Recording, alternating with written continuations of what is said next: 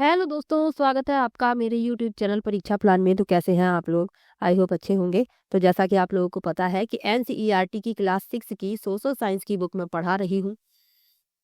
तो मैं 8 chapter complete पढ़ा चुकी हूँ। आप लोगों को एक बार बता देती हूँ कि कौन कौन से चैप्टर पढ़ा दिए हैं। भारत एवं विश्व, भूभाग एवं उसके निवासी, इसमें आपको पृथ्वी पर स्थानों की स्थिति, महासागर एवं महाद्वीप और स्थल रूप एवं जीवन के बारे में पढ़ाया था। अतीत के चित्रपट में इतिहास की समय रेखा एवं उसके स्रोत, भारत अर्थात इंडिया और भारतीय सभ्यता का आरंभ, और हमारी संस्कृति, विरासत एवं ज्ञान परंपराएं, इसमें भारत की सांस्कृतिक जड़ें और विविधता में एकता या एक में अनेक, इतने चैप्टर में कंप्लीट पढ़ा चुकी हूँ। आज से शासन और लोकतंत्र के बारे में पढ़ेंगे। इसमें 4 चैप्टर हैं। शासन और लोकतंत्र में परिवार और समुदाय, आधारभूत लोकतंत्र भाग 1, शासन, आधारभूत लोकतंत्र भाग 2, ग्रामीण क्षेत्रों में स्थानीय सरकार, और आधारभूत लोकतंत्र भाग 3, नगरीय क्षेत्रों में स्थानीय सरकार। तो शासन और लोकतंत्र की आज से शुरुआत हो रही है। 9वां चैप्टर पढ़ेंगे। तो चलिए वीडियो को शुरू करते हैं। 8 चैप्टर में कंप्लीट पढ़ा चुकी हूँ। वीडियो देखी नहीं है तो देख लीजिए, मैंने प्ले लिस्ट बना दी है, वहां पर आपको ये वीडियो एक साथ मिल जाएगी। चलिए आज के वीडियो को शुरू करते हैं। वीडियो देखने के बाद यदि आपको अच्छा लगे, हेल्पफुल लगे, तो वीडियो को लाइक और शेयर कीजिएगा, और यदि आप चैनल पर नए हैं तो चैनल को सब्सक्राइब कर लीजिए। तो चलिए शुरू करते हैं।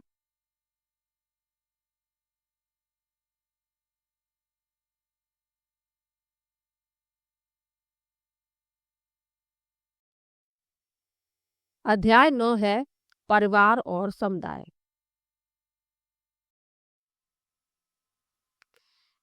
प्रेम और धर्म पारिवारिक जीवन के पुष्प और फल हैं। ये किसने कहा है? ये कहा है तिरुवल्लुवर ने, कि प्रेम और धर्म पारिवारिक जीवन के पुष्प और फल हैं। महत्वपूर्ण प्रश्न क्या है? परिवार की इकाई क्यों महत्वपूर्ण है? समुदाय क्या है और इसकी क्या भूमिका है? तो इनके प्रश्न, जो ये प्रश्न यहाँ दिए गए हैं, इनके उत्तर नीचे इसी अध्याय में पढ़ेंगे। तो लिखा है सबसे पहले परिवार। परिवार के बारे में आप लोग जानते ही हैं। अब इसमें समझाया जा रहा है कि परिवार की इकाई क्यों महत्वपूर्ण है और समुदाय क्या है, इसकी भूमिका क्या है। लिखा है हम सभी अधिकांशतः एक परिवार में रहते हैं। बिल्कुल रहते हैं, सभी लोग एक एक परिवार में रहते हैं। किसी का परिवार संयुक्त परिवार है, किसी का एकल परिवार है। तो लिखा है परिवार किसी भी समाज की मूलभूत और सबसे प्राचीन इकाई है। अब आपसे पूछ लिया जाए कि समाज की मूलभूत और सबसे प्राचीन इकाई क्या है, तो परिवार है। आज भारतीय समाज में कई प्रकार के परिवार हैं, संयुक्त परिवार से लेकर एकल परिवार तक। संयुक्त परिवार में अनेक पीढ़ियां एक साथ रहती हैं, जैसे दादा दादी, माता पिता, चाचा चाची, भाई बहन, चचेरे भाई बहन। तो ये संयुक्त परिवार कहलाता है, जिसमें दादा दादी होते हैं, मम्मी पापा होते हैं, चाचा चाची होते हैं, चचेरे भाई बहन होते हैं। सब लोग साथ में रहते हैं मिलजुल कर। तो ऐसा परिवार कहलाता है संयुक्त परिवार। यहाँ पर आप चित्र भी देख सकते हैं। बच्चे हैं, देखो अपने दादा और दादी के पास बैठे हुए हैं। यहाँ पर आप देखेंगे माता पिता हैं, दादा दादी हैं, चचेरे भाई बहन हैं। तो ये संयुक्त परिवार है। आगे लिखा है दूसरी ओर एकल परिवार में एक दंपति और उनकी संतान होती है, तथा कई बार यह अकेली माता या पिता और उनके बच्चों तक सीमित होता है। अब जो एकल परिवार होता है उसमें माता पिता होते हैं और उनके बच्चे होते हैं, चित्र में आप देख सकते हैं। और कई बार ऐसा होता है कि या तो परिवार में अकेली माता होती हैं और या अकेले पिता होते हैं। क्योंकि कई बार ऐसा होता है कि किसी दुर्घटनावश कोई एक व्यक्ति की मृत्यु हो जाती है, या फिर कोई ऐसी घटना घटित हो जाती है कि वो लोग अलग अलग रहना पसंद करते हैं। तब बच्चे जो हैं या तो माता के पास रहते हैं या पिता के पास रहते हैं। तो ये एकल परिवार के उदाहरण आप देख सकते हैं। आगे बढ़ते हैं। अंग्रेजी भाषा में पारिवारिक संबंधों का वर्णन करने के लिए बहुत अधिक शब्द नहीं है। इनमें से कुछ शब्द हमने प्रथम अनुच्छेद में देखे। भारतीय भाषाओं में इनके अनेक नाम हैं। उदाहरण के लिए हिंदी में बुआ, यानी कि जो पिता की बहन होती हैं, वो क्या कहलाती हैं? बुआ कहलाती हैं। ताऊ, यानी पिता के बड़े भाई और उनकी पत्नी ताई होती हैं। पिता के छोटे भाई चाचा, माँ की बहन मौसी, और माँ के माता पिता, नाना और नानी, और अन्य बहुत सारे संबोधन होते हैं। कुछ भाषाओं जैसे तमिल में बड़े भाई बहन अथवा छोटे भाई बहन के लिए भी अलग अलग शब्द हैं। तो आपने ये पहले ही पढ़ा है कि भारत में अलग अलग भाषाएं बोली जाती हैं अलग अलग राज्यों में, तो इन भाषाओं के शब्द भी अलग अलग हैं।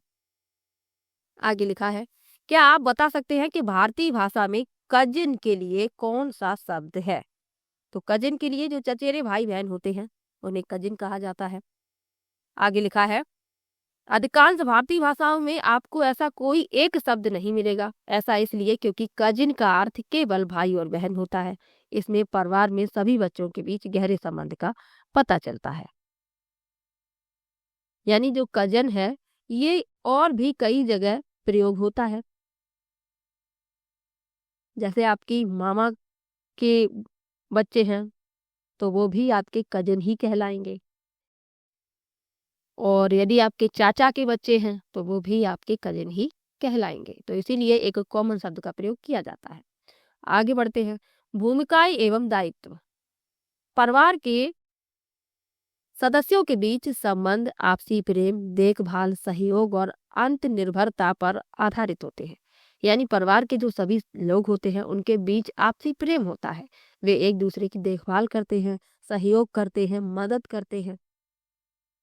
आगे लिखा है, सहयोग का अर्थ है एक साथ काम करना। परिवार के प्रत्येक सदस्य की अन्य सदस्यों के प्रति एक भूमिका और दायित्व होता है। उदाहरण के लिए माता पिता अपने बच्चों को खुशहाल व्यक्ति और समाज के जिम्मेदार सदस्य बनाने के लिए उत्तरदायी होते हैं। यानी माता पिता जो है अपने बच्चे को खुशहाल देखना चाहते हैं और समाज के लिए एक जिम्मेदार व्यक्ति बनाना चाहते हैं, तो ये उनका ही उत्तरदायित्व होता है। किंतु जब बच्चे बड़े होते हैं तो वह परिवार के अन्य सदस्यों जैसे चाहे माता पिता हों या भाई बहन आदि की सहायता के लिए और अधिक दायित्वों का निर्वहन करते हैं। तो जब बच्चे बड़े हो जाते हैं तो थोड़ी जिम्मेदारी उन्हें भी दी जाती है ताकि वो जिम्मेदारी को समझ सके। दैनिक अभ्यास से बच्चे पारिवारिक जीवन में भागीदारी करना सीखते हैं। अनेक घरों में बच्चे परिवार द्वारा कई पीढ़ियों से अपनाई गई परंपराओं तथा प्रथाओं को भी सीखते हैं। यानी कि जो बच्चे हैं उनके परिवार में जो परंपराएं हैं, उनके कई पीढ़ियों से चली आ रही हैं जो प्रथाएं हैं, वो भी बच्चे घर में सीखते हैं और उन परंपराओं को आगे बढ़ाते हैं। जो उनके परिवार में परंपराएं अपनाई गई हैं तो बच्चे उन परंपराओं को आगे बढ़ाने का कार्य करते हैं। आगे बढ़ते हैं, अपने धर्म एवं कर्तव्यों का पालन करना भारतीय संस्कृति का एक महत्वपूर्ण सिद्धांत है। परिवार एक विद्यालय भी है जहाँ बच्चे अहिंसा, दान, सेवा और त्याग जैसे महत्वपूर्ण मूल्य सीखते हैं।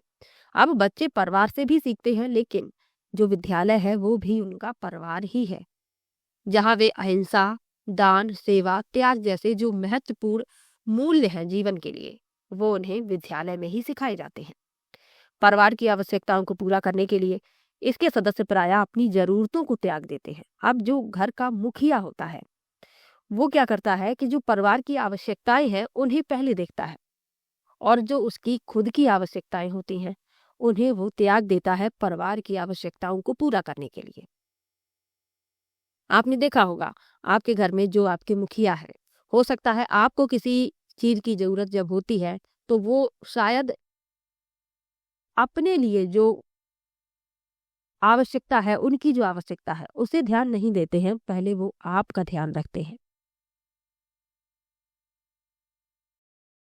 तो सदस्य जो हैं, जो मुख्य सदस्य होते हैं घर के, जो मुखिया होते हैं, तो वो सबसे पहले परिवार को रखते हैं, परिवार की आवश्यकताओं को रखते हैं, अपनी जरूरतों को भले ही उन्हें त्यागना पड़े। आगे लिखा है, आइए ऐसी ही एक कहानी पढ़े। एक कहानी लिखी हुई है छोटी सी, यहाँ पर ये परिवार दिखाया गया है, खुशहाल परिवार आप देख सकते हैं। शालिनी केरल के एक नगर में अपने परिवार के साथ रहती है। यही चित्र यहाँ पर दर्शाया गया है। शालिनी की जो कहानी यहाँ पर लिखी हुई है, उसके पिता एक छोटा सा व्यापार करते हैं और उसकी माँ पास में स्थित एक विद्यालय में अध्यापिका है। यानी पिता छोटा सा व्यापार करते हैं और माँ अध्यापिका है पास के विद्यालय में। शालिनी का एक छोटा भाई है। उसकी दादी अच्चम्मा, यानी पिता की माँ को केरल में क्या कहा जाता है? अच्चम्मा। ये शब्द आपको ध्यान रखें, इसीलिए ये कहानी यहाँ पर लिखी हुई है। आप लोगों को ये शब्द याद रखने हैं, खासकर वाले सीटेट वाले जरूर ध्यान दीजिएगा, क्योंकि ये शब्द जो है वो पूछ लिए जाते हैं। तो लिखा है, उसकी दादी अचम्मा चित्तप्पा यानी पिता के भाई, जो पिता के भाई होते हैं अपनी भाषा में जिन्हें चाचा कहते हैं, केरल में उन्हें चित्तप्पा कहा जाता है। और चित्ती चाचा की पत्नी, जिन्हें अपनी भाषा में हम चाची कहते हैं, केरल में उन्हें क्या कहा जाता है? चित्ती। साथ में रहते हैं। चुन्नी चिन्नी उनकी एक बेटी है। किनकी बेटी है? चाचा की, जो सालनी की चचेरी बहन है। इसका नाम क्या है? चिन्नी। शालिनी के चाचा की नौकरी कुछ दिन पहले छूट गई है और उसके चाचा और उसकी चाची एक गृहिणी है। पूरा परिवार ओणम के त्योहार की तैयारी में जुटा हुआ है। अब ये कहानी इतनी अच्छी है, कई प्रश्न आपके यहाँ से बन रहे हैं। जैसे आपसे पूछ लिया जाए कि ओणम का जो त्योहार है कहाँ मनाया जाता है? केरल में। आगे लिखा है, अचम्मा ने शालिनी के पिता से कहा कि तुम्हारा भाई आर्थिक कठिनाइयों का सामना कर रहा है। क्यों कर रहा है? क्योंकि उनकी नौकरी छूट गई है, इसलिए वह त्योहार पर नए कपड़े नहीं खरीद पाएगा। जब शालिनी के माता पिता उसे और उसके भाई को खरीदारी के लिए लेकर गए तो वे न केवल अपने लिए बल्कि चित्तप्पा, चित्ती और चिन्नी के लिए भी कपड़े लाए। यानी शालिनी के माता पिता जब अपने बच्चों के लिए कपड़े खरीदने के लिए गए तो वे जो उनके भाई हैं छोटे, जिनकी नौकरी छूट गई है, उनके बच्चों के लिए भी कपड़े खरीद कर लाए। इसका परिणाम यह हुआ कि शालिनी को उम्मीद के अनुसार रेशमी कपड़े नहीं बल्कि सादे सूती कपड़े मिले। अचम्मा ने शालिनी को समझाया कि परिवार में सभी एक दूसरे की सहायता करते हैं और उनके पास जो कुछ भी है उसे आपस में साझा करते हैं। यह जानकर शालिनी को अब अपने मनपसंद कपड़े न मिलने के लिए बुरा नहीं लगा। उसे इस बात की खुशी थी कि सभी सदस्यों को नए कपड़े मिले। यहाँ एक चित्र भी दर्शाया गया। अब शालिनी को उम्मीद थी कि उसे रेशमी कपड़े मिलेंगे, लेकिन शालिनी को सूती कपड़े ही मिले, क्योंकि उनके जो चचेरे भाई बहन थे उनकी भी जरूरतों का ध्यान शालिनी के पिता को रखना था, तो वो सभी के लिए कपड़े लेकर आए। आगे बढ़ते हैं। और ये बात शालिनी को समझ में आई, तो शालिनी को फिर बिल्कुल भी बुरा नहीं लगा अपने सादा कपड़ों पर। यह कहानी तो केरल की है। आइए अब सुदूर पूर्वोत्तर में मेघालय के एक गांव की ओर चलें। तो शालिनी वाली कहानी केरल की थी। क्या क्या याद रखिएगा? जो यहाँ पर शब्द प्रयोग हुए हैं, अचम्मा दादी को कहा जाता है, चित्तप्पा चाचा को, चित्ती चाची को, और ओणम का त्योहार केरल में मनाया जाता है। अब कहानी लिखी हुई है मेघालय के एक गांव की। लिखा है, मेरा नाम तेनजिंग है। मुझे उन पहाड़ों से प्यार है जहां मैं रहता हूँ। यद्यपि कभी कभी वहां जीवन कठिन हो जाता है। मेरे पिता एक छोटी सी किराने की दुकान चलाते हैं। मेरी माँ एक स्थानीय हस्तशिल्प सहकारी संगठन, यानी जहां पर्यटकों के लिए बिक्री हेतु सुंदर पारंपरिक कपड़े, लकड़ी की नक्काशी और अन्य सामान तैयार किए जाते हैं, तो वहां पर तेनिजिन की माँ काम करती हैं। में कार्यरत है, जो सहकारी संगठन है वहां पर, जिसके कारण मेरे पिताजी ने घर की सफाई, सब्जियों के बगीचे की देखभाल और घर के अन्य कामों में हाथ बटाना शुरू किया। कभी कभी वह हम सबके लिए भोजन पकाने में भी मेरी दादी की सहायता करते हैं। आगे लिखा है, दादी के पास हमेशा मुझे सुनाने के लिए रोचक कहानियां होती हैं, जिनमें हंसी मजाक और समझदारी की बातें होती हैं। लोगों को उनके बेहतर तरीके से समझने वाला शायद कोई और नहीं हो सकता। मेरे दादा पढ़ाई में मेरी सहायता करते हैं और मुझे स्कूल स्टॉप पर ले जाते हैं। यानी क्या इस कहानी में समझाया जा रहा है कि सभी एक दूसरे की परिवार में सहायता करते हैं। वे हमारी कॉलोनी के सामाजिक कार्य में भी सक्रिय रूप से सम्मिलित हैं और अन्य लोगों की सहायता के लिए सदैव तैयार रहते हैं। उदाहरण के लिए, एक बार जब हमारे क्षेत्र में बिजली चली गई थी, तब वह पास में स्थित कार्यालय में गए और वहां शिकायत दर्ज कराई। तूफान आने पर हमारे पास के घर को नुकसान हुआ तो उन्होंने आसपास के सब परिवारों से धनराशि एकत्र की और मरम्मत कराने के लिए उन्हें दी। हम सौभाग्यशाली हैं कि हमारे माता पिता भोजन और कपड़े जैसी मूलभूत आवश्यकताओं का प्रबंध करते हैं। जब किसी विशेष खर्चे की बात आती है तो मैंने अधिकांशतः देखा है कि वे आपस में चर्चा करते हैं। माँ कहती हैं कि हमें भविष्य में अचानक आने वाले खर्चों के लिए कुछ पैसों की बचत अवश्य करनी चाहिए। तो ये कहानी में क्या बताया जा रहा है? इस कहानी में बताया जा रहा है कि परिवार में सभी एक दूसरे की सहायता करते हैं। हमारे आस पड़ोस में भी यदि किसी को सहायता की आवश्यकता होती है तो हम उसकी भी सहायता करते हैं।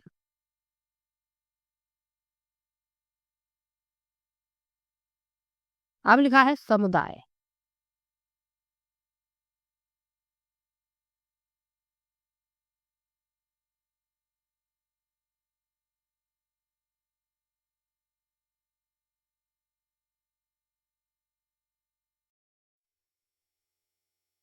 लिखा है परिवार न केवल अपने अंदर बल्कि अन्य परिवारों से और आसपास के लोगों से भी जुड़े हैं। आपस में जुड़े लोगों के समूह को समुदाय कहते हैं।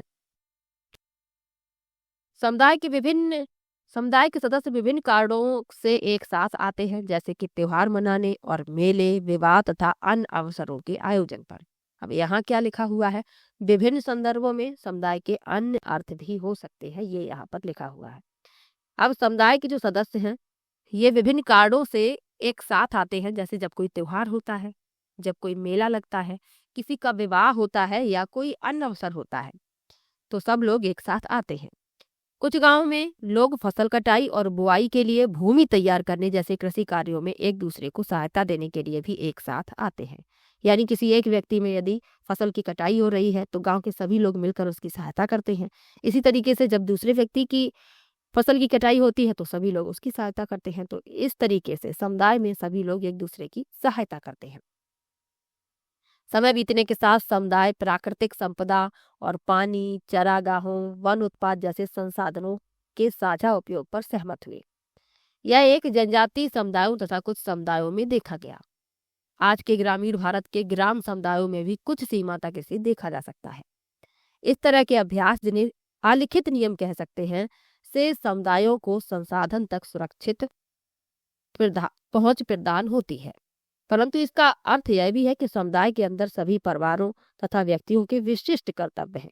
यानी जो समुदाय होता है, इसमें जो परिवार होते हैं, व्यक्ति होते हैं, इन सब का विशिष्ट कर्तव्य भी होता है। अन्यथा समुदाय सुचारू रूप से कार्य नहीं कर पाएगा। यदि ये कर्तव्य ना हो परिवारों और व्यक्तियों के, तो जो समुदाय है वह सुचारू रूप से कार्य नहीं करेगा। क्योंकि कोई व्यक्ति यदि सोचेगा कि हमें तो काम ही नहीं करना पड़ता है, वो दूसरे पर ही डिपेंड बना रहेगा। तो इसीलिए सबकी जिम्मेदारी होती है, सबके विशिष्ट कर्तव्य होते हैं, ताकि समुदाय सुचारू रूप से कार्य कर पाए। आगे बढ़ते हैं।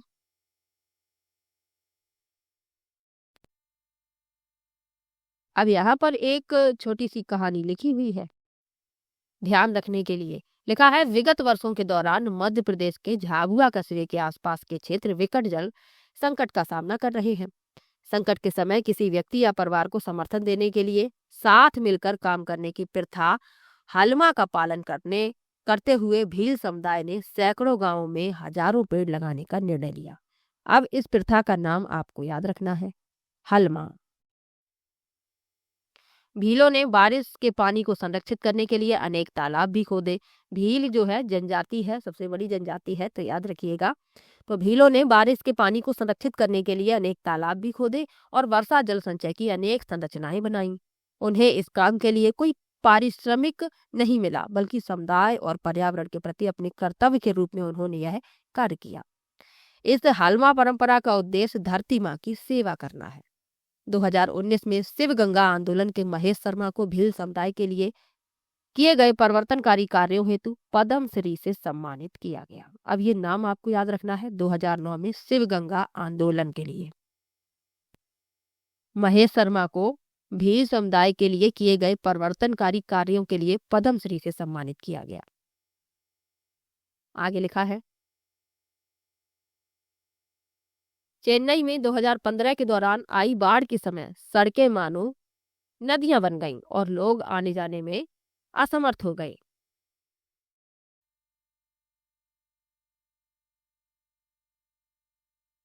लगभग सभी दुकानें बंद हो गईं और सेवाएं बाधित हो गई। अनेक निजी समूहों, विशेष रूप से आध्यात्मिक और धार्मिक संगठनों ने बड़ी मात्रा में भोजन तैयार किया तथा अभावग्रस्त लोगों के बीच बांटा। तो ये चेन्नई की बात हो रही है, जब वहां पर बाढ़ आई थी तो जनजीवन अस्त व्यस्त हो गया था। तो जो अनेक समुदाय थे, आध्यात्मिक और धार्मिक संगठन थे, इन्होंने बड़ी मात्रा में भोजन तैयार किया और जो जरूरतमंद लोग थे उन्हें बांटा। इसी प्रकार के अन्य अनेक उदाहरण हैं जब लोग बिना किसी लाभ की उम्मीद के समुदाय के हित के लिए एक साथ मिलकर आगे आए। क्या आपने ऐसी किसी घटना के विषय में सुना है? तो अभी जब पंजाब में बाढ़ आ गई थी, तब भी लोगों ने, जो जरूरतमंद लोग थे उनकी सहायता की थी। उन्हें भोजन सामग्री वितरित की गई थी और भी जो दैनिक जीवन की वस्तुएं हैं वो उन्हें वितरित की गई थी। चलिए आगे बढ़ते हैं। वास्तविक जीवन की उपरोक्त कहानियों में से एक ग्रामीण संदर्भ का दृष्टांत दिया गया है। शहरी क्षेत्रों में भी समुदाय होते हैं, यद्यपि यह कुछ अलग तरीके से कार्य करते हैं। तो ग्रामीण क्षेत्रों में समुदाय हैं, लेकिन शहरी क्षेत्रों में भी समुदाय होते हैं, लेकिन इनके कार्य करने का तरीका अलग है। आइए वास्तविक जीवन की एक और कहानी का उदाहरण देखें। 20 साल से अधिक समय पहले अहमदाबाद यानी गुजरात के एक क्षेत्र में एक छोटी सी ऑटो फैब्रिकेशन वर्कशॉप के मालिक कमल परमार ने देखा कि सड़क पर वंचित बच्चों का एक समूह है। वंचित बच्चे यानी कि जो अपनी उम्र के बच्चों से पीछे रह जाते हैं, उन्हें वो आवश्यकताएं नहीं मिल पाती, तो ये वंचित बच्चे कहलाते हैं।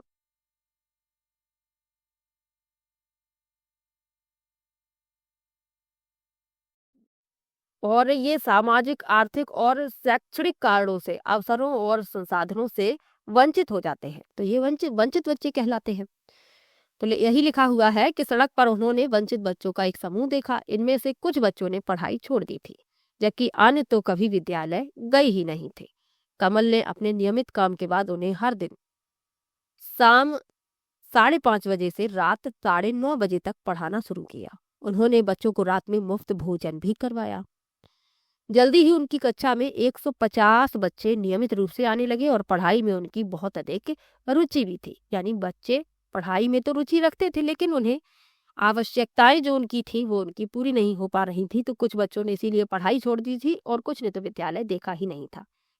अब ये कंपनी की जो मालिक थे, वर्कशॉप के, फैब्रिकेशन वर्कशॉप के मालिक, इन्होंने क्या किया कि शाम को 5:30 बजे से जब उनका काम खत्म हो जाता, तो 5:30 बजे से रात के 9:30 बजे तक उन्होंने बच्चों को पढ़ाना शुरू किया और उन्हें मुफ्त में भोजन भी उपलब्ध कराया। तो इसी तरीके से उनकी कक्षा में कितने बच्चे हो गए? 150 बच्चे, यानी 150 बच्चे नियमित रूप से आने लगे।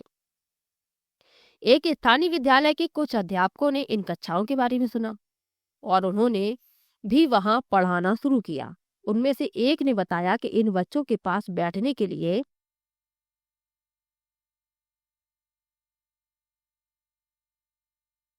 समुचित बेंच नहीं है, कक्षाओं में पूरी तरह शांति नहीं है और गुजरते हुए वाहन काफी शोर करते हैं। फिर भी वे अध्यापकों की बातों पर अपना पूरा ध्यान लगाते हैं। इसने मेरा मन छू लिया। मुझे उनसे जो स्नेह और लगाव मिला वह अविश्वसनीय है। नियमित रूप से विद्यालय जाने वाले कुछ बड़े बच्चों ने भी कमल की कक्षाओं में स्वेच्छा से पढ़ाना शुरू कर दिया। इनमें से एक ने बताया कि हम वहां पढ़ाने गए थे, किंतु हमने उनसे बहुत कुछ सीखा। अब बच्चे इस तरीके से पढ़ रहे थे वहां पर। आप देखेंगे सड़क का किनारा है और यहाँ पर शोर भी है, लेकिन बच्चों में इतनी लगन है कि वे शिक्षक की बातों को इतना शोर होते हुए भी बहुत ही ध्यान से सुन रहे थे। पिछले 30 या 40 वर्षों में नए प्रकार के समुदाय उभरे हैं। अनेक नगरीय क्षेत्रों में आवासीय कल्याण समितियां जैसे समुदायों के उदाहरण हैं, जो अपने नियम और व्यवस्था बनाते हैं। यह नियम अपशिष्ट प्रबंधन, सामान्य क्षेत्रों की सफाई, पालतू पशुओं की देखभाल और अन्य चीजों को लेकर हो सकते हैं। इन समुदायों में रहने वाले लोग इन नियमों और कानूनों के निर्माण में भागीदार होते हैं। अंततः समुदाय आपस में एक दूसरे पर निर्भर होते हैं। यानी जो समुदाय है ये एक दूसरे पर निर्भर होते हैं। उदाहरण के लिए आवासीय कल्याण समितियां किराने की आपूर्ति के लिए व्यापारी समुदाय और कूड़े के निपटान के लिए नगर निगम के कामगारों पर निर्भर होते हैं। यानी जो समुदाय है वो एक दूसरे पर निर्भर है। हमारे जटिल समाजों में प्रत्येक व्यक्ति कई अन्य व्यक्तियों और समुदायों पर निर्भर होता है। यहाँ पर आप देख सकते हैं जो अनेक समुदाय होते हैं वो मिलजुल कर काम करते हैं और एक दूसरे पर निर्भर भी होते हैं। अब हम समझ सकते हैं कि समुदाय एक लचीली संकल्पना है। इसके कुछ अन्य उदाहरण हैं।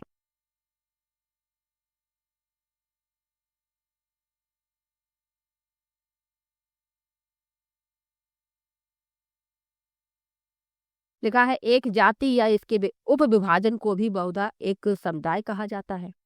यानी जो एक जाति होती है और इसका जो उप विभाजन होता है इसको भी क्या कहते हैं? समुदाय।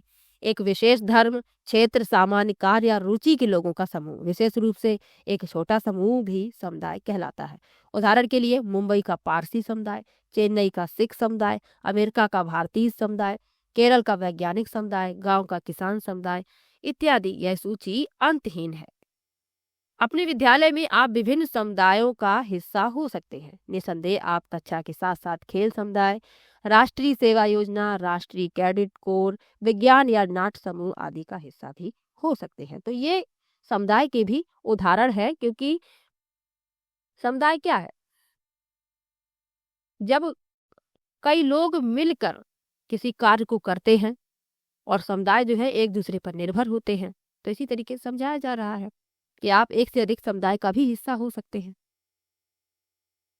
आगे लिखा है आगे बढ़ने से पहले, यानी लेसन समाप्ति की ओर है। परिवार मानव समाज का आधार है। आदर्श रूप में परिवार के सदस्य अपने अनेक कर्तव्यों और कार्यों में एक दूसरे को सहयोग प्रदान करते हैं। समुदाय अपेक्षाकृत बड़ी इकाई है। इसका अर्थ यह भी है कि लोग एक दूसरे को सहयोग प्रदान करने के लिए अपना सर्वोत्तम प्रयास करते हैं। समुदाय को अनेक प्रकार से परिभाषित किया जा सकता है और समुदाय अनेक प्रकार के होते हैं। अंततः समुदाय एक दूसरे पर निर्भर है।